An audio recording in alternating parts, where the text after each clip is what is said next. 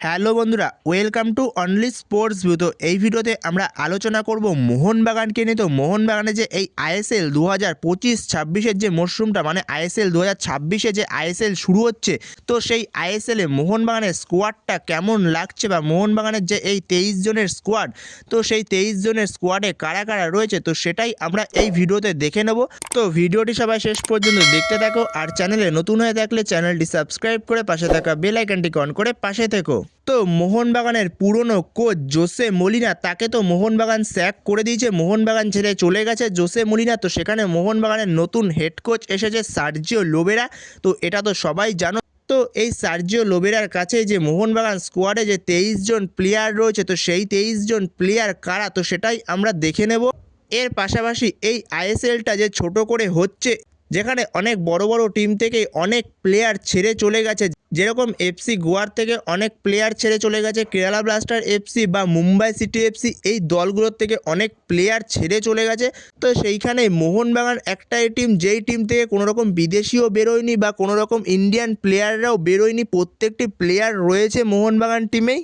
তো সেই জায়গাতে যদি সবার প্রথমে আমরা একটু গোলকিপারের দিকটা দেখে নিই, তো গোল পোস্টে কারা কারা রয়েছে। তো গোল পোস্টে আপাতত পর্যন্ত দুজন প্লেয়ারই রয়েছে, যেখানে বিশাল কাইদ দলের 1 নম্বর গোলকিপার, আর ব্যাকআপ গোলকিপার হিসেবে রয়েছে জাহিদ। আপাতত পর্যন্ত এই দুজন গোলকিপারই রয়েছে, যেখানে দলের অবশ্যই 1 নম্বর গোলকিপার বিশাল কাইদ। পরবর্তী সময় মোহনবাগান চাইলে আরও একজন গোলকিপারকে নিতেই পারে আইএসএল এর জন্য। তো এরপরে সেন্টার ব্যাকেদের মধ্যে রয়েছে দুজন বিদেশি সেন্টার ব্যাক রয়েছে। একজন হলো আলবার্তো রড্রিগেজ, যে কিনা ডিফেন্সের পাশাপাশি তার গোল করার ক্ষমতাও দুর্দান্ত, ওপরে উঠে সে যথেষ্ট ভালো হেডে গোল করতে পারে।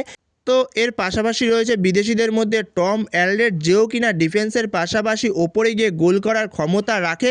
এরপর ইন্ডিয়ান সেন্টার ব্যাকেদের মধ্যে রয়েছে এই মরশুমে নতুন সাইন করা মুম্বাই সিটি এফসি থেকে মেহতাব সিং। এরপর মেহতাব সিংয়ের পাশাপাশি ইয়ংদের মধ্যে রয়েছে দিব্যেন্দু বিশ্বাস। এরপর সাইড ব্যাকেদের মধ্যে রয়েছে লেফট সাইড ব্যাকে রয়েছে শুভাশিস বোস, আর রাইট সাইড ব্যাকে রয়েছে আশিস রায়। এবং এর পাশাপাশি এই মরশুমে নতুন সাইন করা অভিষেক টাকচাম সিং পাঞ্জাব এফসি থেকে, তো সেও রয়েছে, যে কিনা লেফট ব্যাক এবং রাইট ব্যাক দুটো পজিশনেই খেলতে পারে। তো এরপরে যদি আমরা মোহনবাগানের মাঝমাঠ নিয়ে কথা বলি, তো মাঝমাঠে কোনো রকম বিদেশি প্লেয়ার নেই, পুরোটাই রয়েছে ইন্ডিয়ান প্লেয়ার।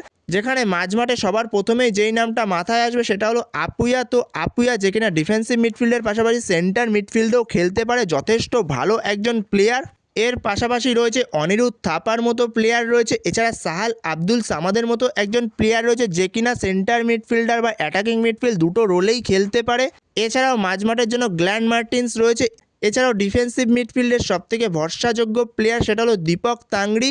তো দীপক তাংড়ি রয়েছে, এছাড়া অভিষেক সূর্যবংশী রয়েছে মোহনবাগানের মাঝমাঠে। তো মোহনবাগানের মাঝমাঠে অনেকগুলোই অপশান রয়েছে ইন্ডিয়ানদের মধ্যে, কিন্তু কোনো রকম বিদেশি অপশান নেই মোহনবাগানের মাঝমাঠে এই মরশুমে।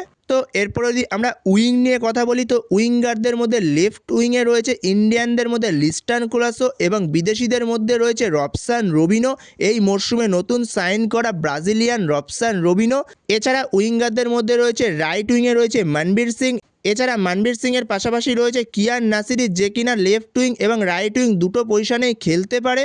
এর পাশাপাশি মাঝখানে নম্বর 10 বা অ্যাটাকিং মিডফিল্ড রোলে খেলার জন্য ইন্ডিয়ানদের মধ্যে রয়েছে সাহাল আব্দুল সামাদ, যাকে তুমি মাঝমাঠ এবং অ্যাটাকিং মিডফিল্ড দুটো পজিশনেই খেলাতে পারবে। এছাড়া বিদেশিদের মধ্যে রয়েছে দিমিত্রি পেত্রাতোস আর জেসন কামিন্স, যেখানে জেসন কামিন্সকে তুমি অ্যাটাকিং মিডফিল্ড বা স্ট্রাইকার দুটো পজিশনেই খেলাতে পারবে।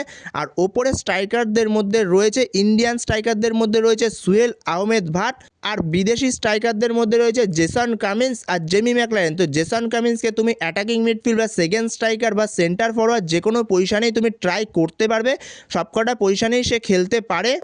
তো এটাই হলো মোহনবাগানের এই মরশুমে 23 জনের স্কোয়াড, যেখানে মোহনবাগানের যে এই বছর যে আইএসএল 2025-26 বা আইএসএল 26-এর যে মরশুমটা হচ্ছে, তো সেই মরশুমে মোহনবাগানের স্কোয়াডে এই 23 জন প্লেয়ারই রয়েছে। তো প্রত্যেকটা প্লেয়ারের নামই তোমাদের বলে দিলাম, কোন পজিশনে কোন প্লেয়ার রয়েছে। তো তোমাদের কাছে কি মতামত মোহনবাগানের স্কোয়াড নিয়ে? তো মোহনবাগান কি এই মরশুমে আবারও আইএসএল চ্যাম্পিয়ন হতে পারবে, মানে আইএসএল লিগ শিল্ড উইনার কিংবা আইএসএল কাপ উইনারটা কি এই মরশুমে ব্যাক টু ব্যাক হতে পারবে?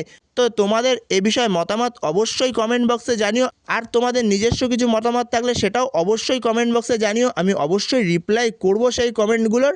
তো এই ভিডিওতে এই পর্যন্তই। তো এই ভিডিওতে এই আপডেটগুলো নিয়ে আলোচনা করার ছিল। তো ভিডিওটি ভালো লাগলে অবশ্যই লাইক শেয়ার সাবস্ক্রাইব করতে ভুলো না। তো নেক্সট ভিডিওতে দেখা হচ্ছে, ততক্ষণের জন্য বাই বাই।